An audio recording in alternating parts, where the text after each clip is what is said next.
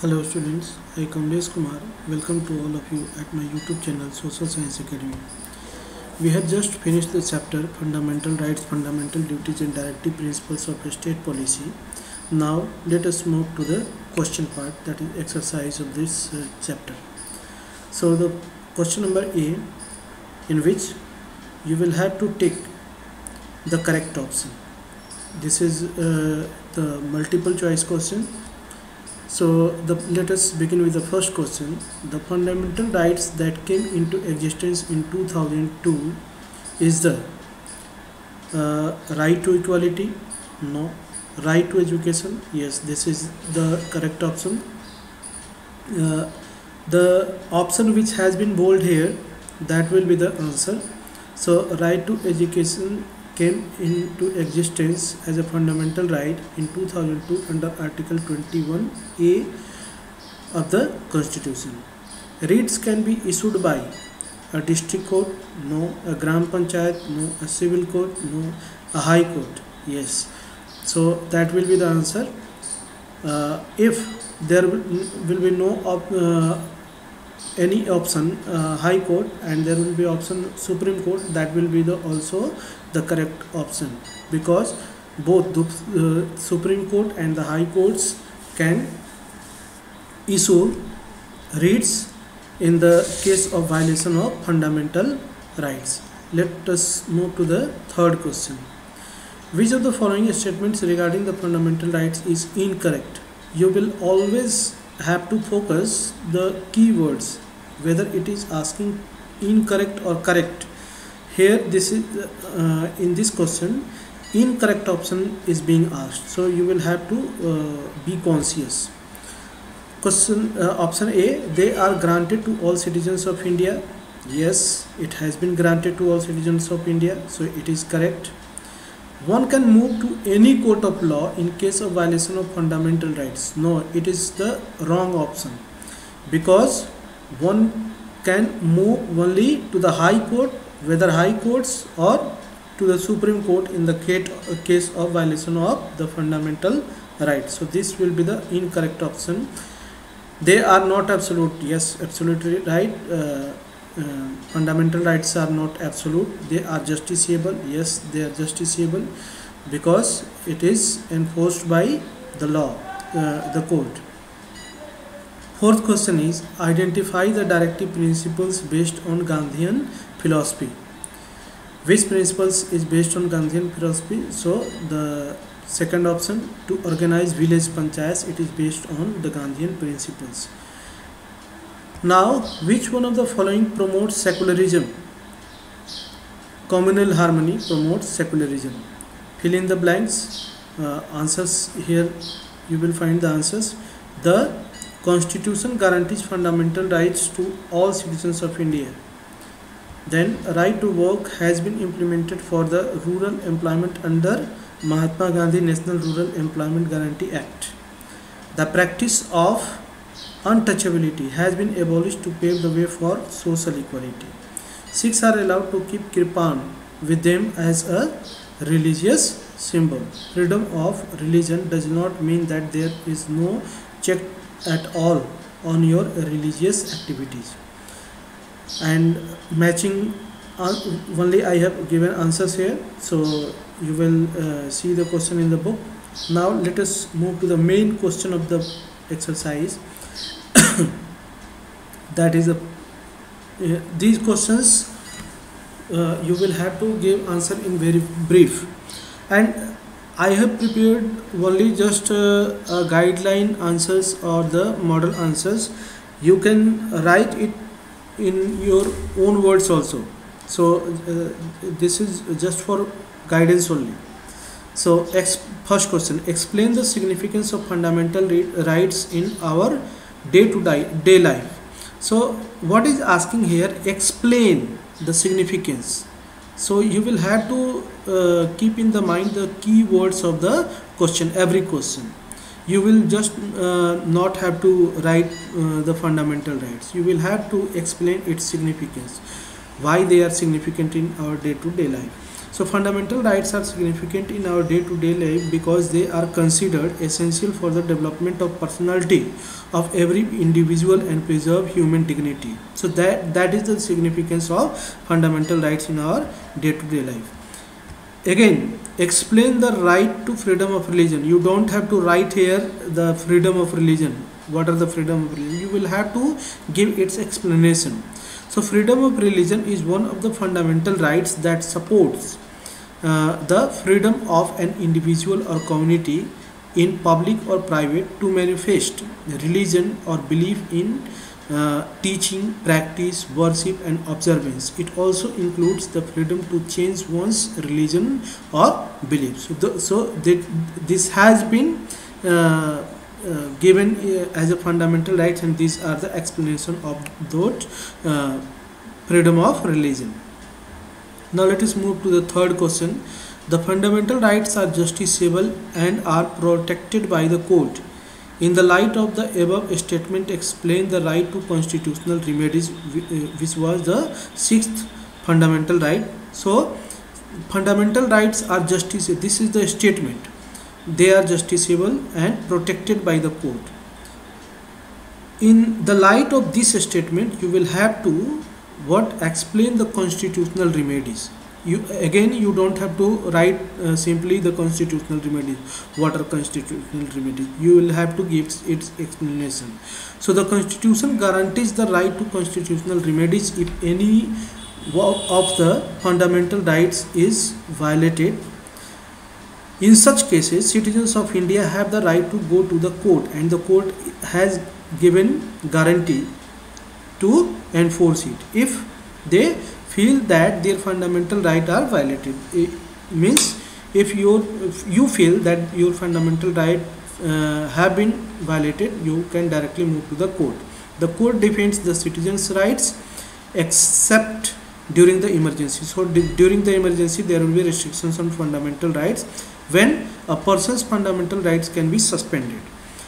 The court can issue following writs for the enforcement of fundamental rights. For the enforcement of fundamental rights, these writs can be issued, and these writs are habeas corpus mandamus, prohibition, quo warranto and certiorari.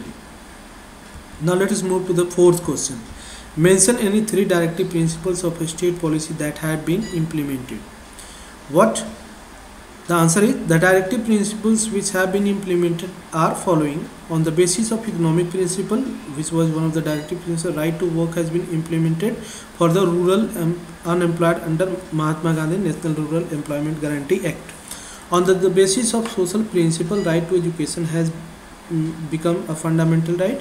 Again, on the basis of social principle, National Commission for Women for the Welfare of Women has been established. Fifth question of this is, why does the government sometimes make exceptions to help a particular religious community? Justify your statement with the examples of recent time.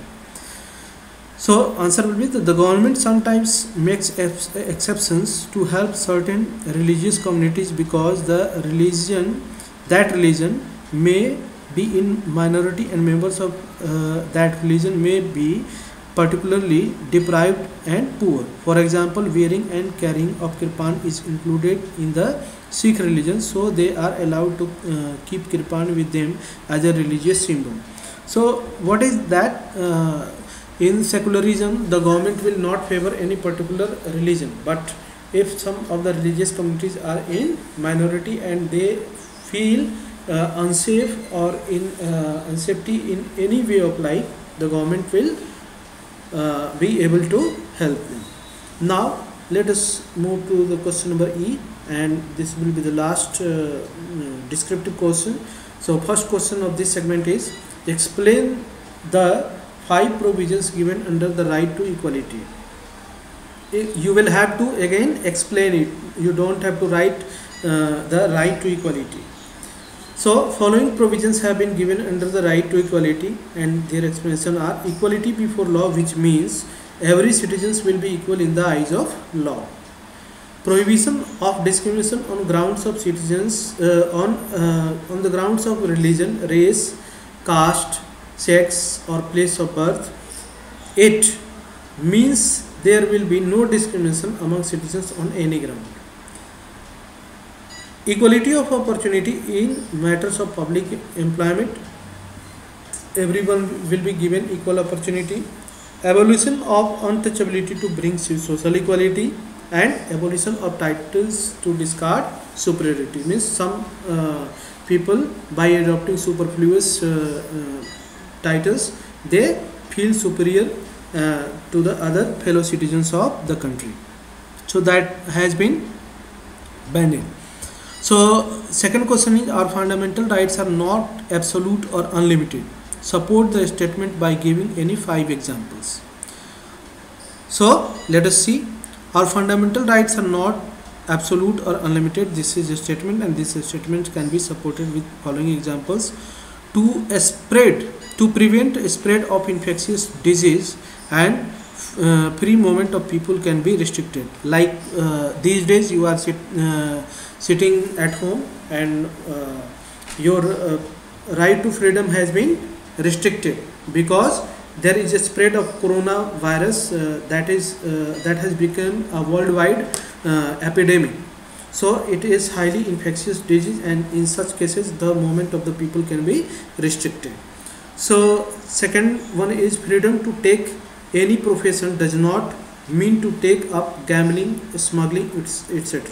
Means on the name of profession you cannot practice gambling, smuggling, etc.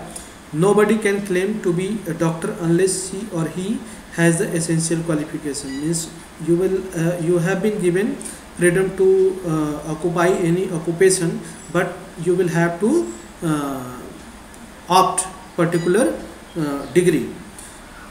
Fourth is, freedom of expression does not mean to write anything. Means you have been given freedom of expression, but on the name of freedom of expression you cannot write anything abusive or like those things in newspapers or Facebook or anywhere. So freedom of religion does not mean to instigate communal violence. Means you will not do anything which can break the societal peace. Third one is, classify directive principles of a state policy into 4 main categories. Explain each of them briefly. So let us see. Classification are the following. The first one is social principle. These principles are related to social issues of the country. For example, to make efforts to raise the standard of living and public health. B. Economic principle, that is, these principles are related with the betterment of the country's economy. For example, to secure adequate means of livelihood for all. Gandhian principle, these principles are based on the ideology of Gandhi. For example, to organize village panchayats. And principle related to international peace. These principles are related to international peace and security. For example, to maintain just and honorable relation between the nations.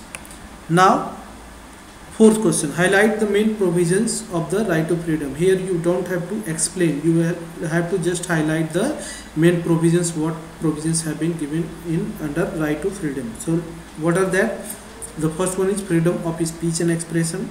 Second one is freedom to assemble peacefully and without arms. And third one is freedom to move freely throughout the territory of India. And D is freedom to form association and unions. And E is freedom to reside and settle in any part of India. Fifth is, in spite of freedom of religion, why does communal tensions persist in the certain parts of the country? Sometimes suggest ways and means to establish communal harmony. So let us see, India is a secular country. So in secularism, what happens? Every religious community will be given equal treatment. But despite this fact, several cases of tensions persist between various religious communities. So what are the reasons for that, and what suggestion can you give to stop these violences? So reasons, let us talk about reasons. First one is intolerance. The people are intolerant to each other. People being intolerant do not accept idea and values of people belonging to different ethnicity or the culture or the religion. So in that cases, clashes starts between two religious communities or different communities. Prejudices means you are having prior perceptions about particular community, that Hindus are like this, Muslims are like this, Sikhs are like this. So prejudices in the society do not allow people to live in harmony. Some customs become unacceptable to few while they are norms for others. So this is one of the reason. And third one is difference of opinion. People belonging to different social, political, economic background have different views about different issues, which may create indifferences. And suggestions: following measures can be suggested. First one is, we must respect others' faith, religion, etc., religious values. Second one is, we must not influenced by the types of hypocrisy. And C is, we should promote secular ideology. So these are the question part of the chapter Fundamental Rights, Fundamental Duties and Directive Principles of State Policy. These questions and answers are just for guidance. You will have to write the answers of these questions in your own words. And I would like to